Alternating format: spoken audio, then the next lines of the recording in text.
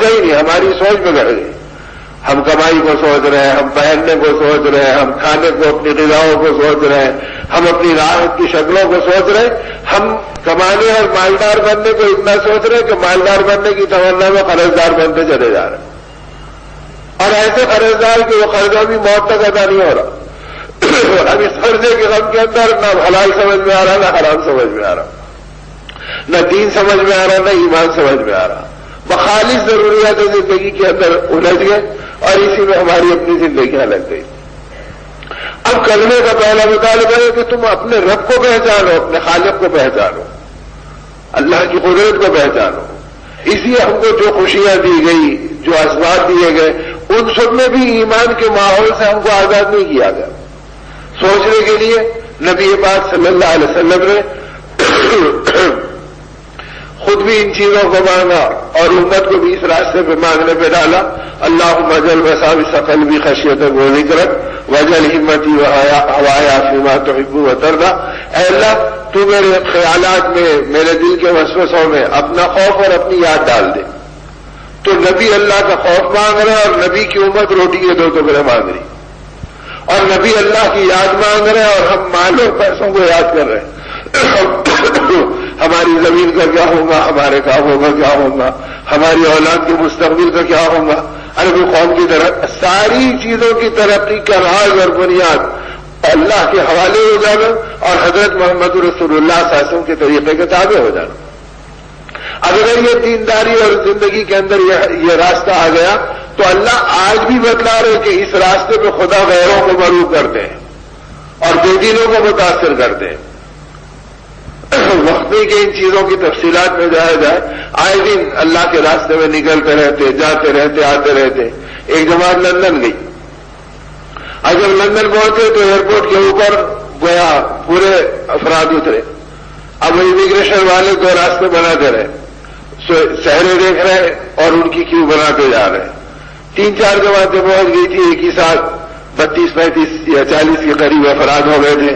اور یہ پورے وہ جو 4 مہینے گزارنے اور اس علاقے میں دین کے کام کے لیے اللہ نے پہنچایا, اب ان کے ہولی اور چہرے دیکھ رہے, ان کی ایک کیو الگ بنا رہے, اور ایک سے پوچھ رہے کہ تم اتنے وقت کے لیے آئے. ہاں ٹھیک ہے, ہم 4 مہینے کے لیے آئے. ٹھپا مارا اور چھوڑ دیا. اب وہ بازو والے دیکھ کر پریشان ہو, پوچھ رہے ارے بھائی ہمارے پاس کے ایک آدمی پہ 1 گھنٹہ گزر جا رہا اور تم ان کی صورت دیکھ رہے اور اس سے ہم لے کے چھوڑ دے رہے, آخر کیا بات ہے. تو وہ بے دین نصرانی عیسائی وہ عہدیدار کہہ رہا بھائی تم میں اور ان میں زمین آسمان کا فرق ہے. وہ کہہ رہے کیا فرق ہے, ہم بھی آئے تم وہ بھی آئے. تو کہنے لگے تم ہمارے ملک میں لینے کے لیے آئے, یہ ہمارے ملک میں دینے کے لیے آئے.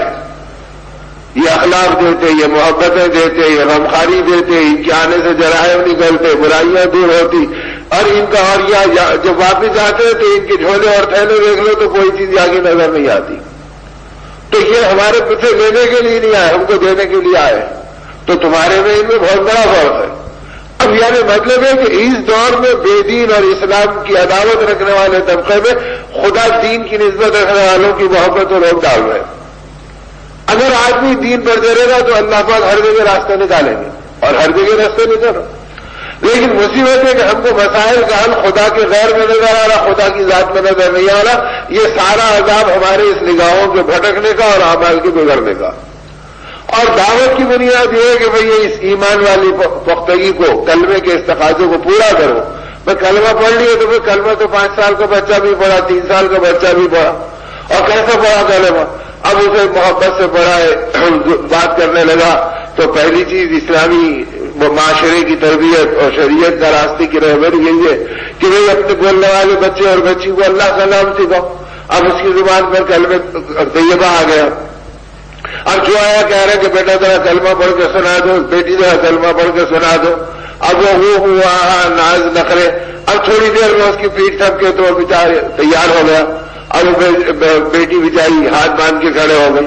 اب سنا رہے اول کلمہ طیب لا الہ الا اللہ محمد رسول اللہ. ترجمہ بھی سناتے رہے, نہیں ہے کوئی معبود سوائے اللہ کے, اور حضرت محمد صلی اللہ علیہ وسلم اللہ کے رسول ہے.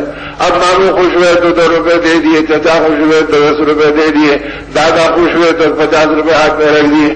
اب چھوٹا بچہ فوراً گود میں چڑھ گیا اور کہہ رہا کہ لے کے چلو. کہاں لے کے چلو؟ میں وہ دکان کی طرف لے کے چلو جہاں بیلون ملتے، ٹافی ملتی، چاکلیٹ ملتا، بسکٹ ملتی، میرے ہاتھ میں وہ چیز آ گئی۔ اب وہ کوئی دوسرا آیا تو خوشی خوشی سنا رہا ہے، اس لیے کہ اسے معلوم ہے کہ یہ سنا ہے، تو مجھے دکان تک جانے کا راستہ مل گیا اور ہاتھ میں میرے کھانے پینے کے کھیلنے کے پیسے آ گئے۔ تو 3 سال کا بچہ کلمہ پڑھ کے دکان کی طرف بھاگا اور 30 سال کا مسلمان کلمہ پڑھ کے پھر پیٹ کی طرف اور دکان کی طرف بھاگا، تو ہم میں اور 3 سال کے بچے میں فرق کیا ہوا؟ وہی نادانی کا کلمہ ہم پڑھے، وہ کلمہ کہ جس کے ذریعے سے اللہ کا شعور آئے، ان کی عظمت آئے، ان کی قدرت آئے۔ اب اس کے لیے دعوت کا ایک ماحول بنایا تھا حضور پاک صلی اللہ علیہ وسلم نے، جس ماحول کے اندر فتنے ختم ہوئے، فساد سارے کے سارے محبتوں میں اور عداوتیں، مخالفتیں، موافقت کے اندر بدل گئی اور حالات جنت نما بن گئے، اور ہر ایک کی سوچ اور فکر ایمان کے اعتبار سے، عورتیں سوچ رہی تو ایمان کے اعتبار سے، مرد سوچ رہے تو آخرت کے اعتبار سے، بچے سوچ رہے تو اللہ کی رضا کے اعتبار سے۔ اب ایک ماحول بنا دین کی برکت کی وجہ سے۔ اب ہم کیا ہے، کیونکہ ہماری سوچ بگڑ گئی، اب اگر خیر کے راستے کی بھی کوئی سوچ رہے تو اس بگڑے ہوئے ذہن سے سوچ رہے، اہل اللہ کی صحبتوں میں نہیں سوچ رہے، حق پرستوں کے معاشرے میں نہیں سوچ رہے۔ اسی لیے فرمایا کہ حق کا راستہ بھی حق والوں سے لیا کرو، جس سے چاہے کہ حق کی بات سن لو، یہ خود آدمی کے لیے ضلالت و گمراہی میں ڈالنے کا بڑا دروازہ ہے۔ اس لیے احتیاط بتلائی کہ بھئی اپنی زندگی کو تقوی و طہارت کے ماحول میں رکھو، کھانے میں، کمانے میں، بولنے میں اور دین سیکھنے میں۔ بھئی ہر آدمی نہیں، جس پر امت اعتبار کرے اور جس پہ قوم کا اجماع ہو اور جس کی زندگی میں آخرت کی فکر نظر آئے اور جو تقوی و طہارت کا طلبگار ہو اور جو اس مردار دنیا کے ردی سامانوں کو حقیر نگاہوں سے دیکھتا ہو، ایسوں کے قدموں میں دین سیکھنے کا حکم دیا گیا۔ ورنہ جس کے پاس جا کے دین کے لیے بیٹھو گے تو دین نہیں، وہ فتنہ بنے گا اور زندگیاں بگڑے گی، اور آج وہی ہو رہا۔ ایسا آپ کیا کریں گے؟ نہیں مجھے دین کی ایک بات سمجھ میں آ گئی، اب میں 1000 کتابیں چھپا دوں گا۔ ارے بھائی کتابوں کو حرام نہیں بول رہا مولا، لیکن یہ نہج نبوت نہیں ہے۔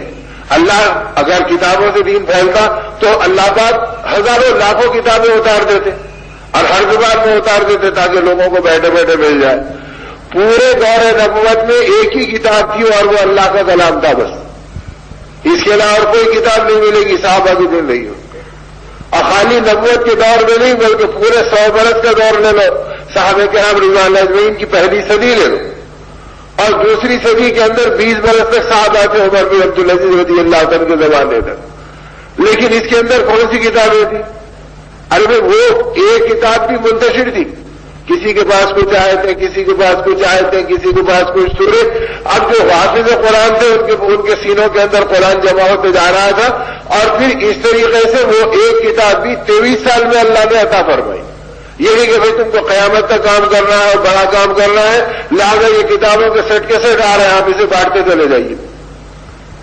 تو یہ نہج نبوت کا اور دعوت کا ہے نہیں۔ اور آج کے زمانے میں آپ کا ہمارا زندہ تجربہ ہے، شوق میں 50 کتابیں خریدتے ہیں، کتنے بڑے تو معلوم ہوتا ہے ایک کتاب بھی پوری نہیں پڑے، اور صاحب 5 سال سے ہیں، 2 سال سے ہیں، لیتے جا رہے ہیں۔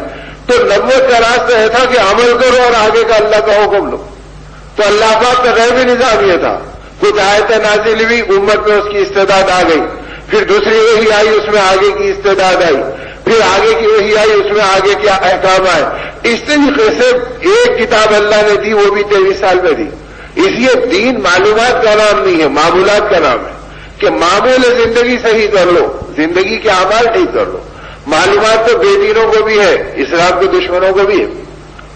آپ ایک جلسہ رکھو اور رکھ کے ان کو بلاؤ، وہ سیرت پہ وہ باتیں کریں گے جو آپ مسلمان نہیں کر سکتا، لیکن پھر زندگی کے اندر وہ صرف اپنی کبر کو، اپنی ضرورت کو، اپنی خواہشات کو اور اپنے اغراض کو دیکھیں گے، اس کے علاوہ کچھ اور نہیں دیکھیں گے۔ حالانکہ زبان سے وہ سیرت کے تذکرے کر رہے، مقالے پڑھ رہے، تھیسس لکھ رہے، لیکن نہج نبوت یہ بدلا کہ 1 صدی گزر گئی اور امت کے اندر کوئی کتاب نہیں، اور وہ امت کا طبقہ جتنا قیمتی رہا، قیامت تک کوئی طبقہ اتنا قیمتی نہیں بن سکتا۔ اللہ نے اس طبقے کو اتنا قیمتی بنایا، بے کتاب کے بنایا۔ بھائی ایک ہی کتاب اللہ کی تھی اور وہ بھی 23 سال میں دھیرے دھیرے تکمیل پائی، اس کے علاوہ کوئی کتاب صحابہ کی بغلوں میں نہیں تھی۔ خواتین و حضرات، ایمان اور روح کی تازگی کے لیے ہمارے یہاں تشریف لائیے۔ ہمارا پتہ मीनार इलेक्ट्रॉनिक्स पावर हाउस के सामने, कल्याण road, Bhiwandi, Maharashtra, India. Mobile number 9823250416 98 23 25 0416। Proprietor Mohammad याकूब खान आजमी। बस उनकी जिंदगी में दीन था और दावत थी, जिंदगी से जिंदगी दीन मुंतकिल हो रहा था। उनकी जिंदगी का हर दिन एक बरफ था, हर रात एक बरफ थी, उनका हर अमल जिंदगी का एक बात था। और यही गोया जिंदगी की खुली किताब थी जिसके अंदर दुनिया देख के हक को पहचान रही थी। ऐसे पहचान रही थी कि यमन के इलाके का एक सरदार बादशाह आ गया उधर का, और उसने आकर साहबे किराम से कहा, जो मस्जिद नबी में तालीम के हल्कों में बैठे हुए हैं, किसी हल्के में कुरान सिखलाया जा रहा, किसी हल्के में आखिरत की फिक्र हो रही है, किसी हल्के में ईमानियात के तस्करे हो रहे हैं, किसी जगह अल्लाह की बड़ाई बयान हो रही है। अब वो आया और कहा कि मुझे इस्लाम के बारे में कुछ इश्काल है, तुम्हारे नबी से मिला, मैं बात करना चाहता हूं। अल्लाह के नबी साहब ने फरमाया, उनको 24 घंटे अपना मेहमान बना लो, उसके बाद मुझसे मुलाकात करो। वो उन्हीं के मेहमान बन के रह गया। कभी वो तालीम के हल्कों को देखता, कभी वो ईमान के तस्करों को सुनता, कभी वो तक़वा तहारत की बातों को सुनता, कभी वो आखिरत की फिक्रों को देखता, कभी इनके रात के रोने को देखता, कभी इनकी ठंडी ठंडी आहों को देखता, कभी इनके गर्म आंसुओं को देखता, कभी आने वालों की खिदमत और मोहब्बत को देखता, कभी मुसाफिरों की तवाज़ो को देखता। अब नतीजा ये हुआ कि 24 घंटे के बाद नबी करीम सल्लल्लाहु अलैहि वसल्लम मस्जिद नबी के साइड में फिरने लगे। उस हल्के में पहुंचे जहां पर वो बादशाह बैठा था। आपने फरमाया, ये बताओ तुमने मेरे साथियों को कैसे पाया? तो उसने बेसाख्ता कहा कि इन जैसा बनने के लिए मुझे क्या करना पड़ता बता दीजिए बस। अब आगे मैं कोई इश्काल मेरा नहीं रहा, सब खत्म हो गए। आपने फरमाया, मैं ये कलमा लेकर आया हूं, जो इस रास्ते में चलेगा अल्लाह उनको इस तरह बना देगा। वो कदमों में गिर गया और आपकी गुलामी को कबूल कर गया। तो मैं ये किताब थी जिंदगी की, माहौल की, दावत की, कि जिसमें जिंदगियां बदल रही है। अब जिंदगी के बदलने के लिए एक ही रास्ता दिया गया था कि भाई इस कलमे को कलमा बनाओ। अब आज हम कलमे को तो फ्रेम में लगा दिए, टुकड़े हमारे ड्राइंग रूम में, दीवान खानों में, घर के अंदर, और फिर ये कि साहब हमारे बगलों में और हमारे घरों में किताबें मौजूद। लेकिन जिंदगी का हाल बकौल हमारे मौलाना मोहम्मद उमर साहब रहमतुल्लाह अलैह के कि इस्लाम किताबों में, मुसलमान कब्रिस्तानों में हम बीचतर रह गए बस। अब हमको देख के कोई पहचान नहीं है। अगर मुसलमान ऐसा तो तौबा करो, अगर मुसलमान ऐसे दुनिया के तलबगार है तो भाई इससे पनाह मांगो, इससे भागो। अब ये रूप दुनिया देख रही है, इसलिए कि हमारी जिंदगी का यह हाल है। जब हमको खुद अपनी किताबें पढ़ने का शऊर नहीं, तो हम दूसरे से ये उम्मीद रखें कि वो किताब पढ़कर और दीन समझ कर आए। तो अल्लाह के नबी सल्लल्लाहु अलैहि वसल्लम ने दावत अल्लाह के रास्ते पे डाला था कि भाई असल रास्ता ये है। और मिजाज इतना बना था कि दौरे फारूकी में उमर रज़ी अल्लाह अन्हु के जमाने में जब ईरान फतह हुआ तो ईरान का वो अजीम नक्शा मिला जो सोने की तारों की कालीनों के ऊपर बना हुआ था, और बड़े कीमती हीरे और जवाहरात से उसके नक्शे को मुरस्सा किया गया था। पूरा नक्शा उन हीरे और जवाहरात से और सोने और चांदी के और तारों से और दीवा के गोटों से बनाए हुए बड़े बड़े कालीन के ऊपर था। अब जब वो माल गनीमत में आया तो हज़रत उमर रज़ी अल्लाह अन्हु ने ये नहीं सोचा कि एक म्यूजियम बनाओ और उसमें इसे रख दो और बाकी चीजों को रखो, आने वाले कौम के हौसले बढ़ेंगे, बाद आने वाले नौजवानों का शऊर बेदार होगा और वो इन चीजों को समझेगी। आपने फरमाया कि ये चीजें अपने पीछे दुनिया की मोहब्बत की हलाकत और खबासत रखती है, इसे फाड़ दो और आप पूरे मदीने वालों में तकसीम कर दो। नतीजे के अंदर हज़रत अली रज़ी अल्लाह अन्हु फरमाते हैं, जब उसके टुकड़े टुकड़े करके बांटे गए तो हर एक उम्मती को एक एक बारिश का टुकड़ा मिला। इतना बड़ा वो कालीन था जिसपे हीरे और जवाहरात मुरस्सा किए हुए थे। और हज़रत अली फरमाते रज़ी अल्लाह अन्हु, उस जमाने में उस एक बारिश कालीन के उस टुकड़े की जो उस नक्शे का दिया गया था काट कर, उसकी कीमत उस जमाने में 6000 दिरहम की थी। अगर हमारे जमाने में उसे 6 करोड़ बोल लो तो कोई ऐब की बात नहीं, मुबालगे की बात नहीं। तो ऐसी चीज को भी सैयदना उमर रज़ी अल्लाह अन्हु ने उठा के रखना गवारा नहीं किया। तो दौरे साहबा में कोई म्यूजियम नहीं, कोई कुतुबखाना नहीं, कोई नई किताबों की तबाहत नहीं। अरे साहब लोग आ रहे मुख्तलिफ इलाकों के, लिहाजा वहां पर एक किताब भेज दो, इस्लाम ये है, अल्लाह के नबी सल्लल्लाहु अलैहि वसल्लम की तमन्ना ये थी ये थी ये थी। बल्कि ये था कि इंसानों को भेजो कि तुम अपनी कब्रें वहां पर बना लो और अल्लाह के दीन को दुनिया में आम कर दो।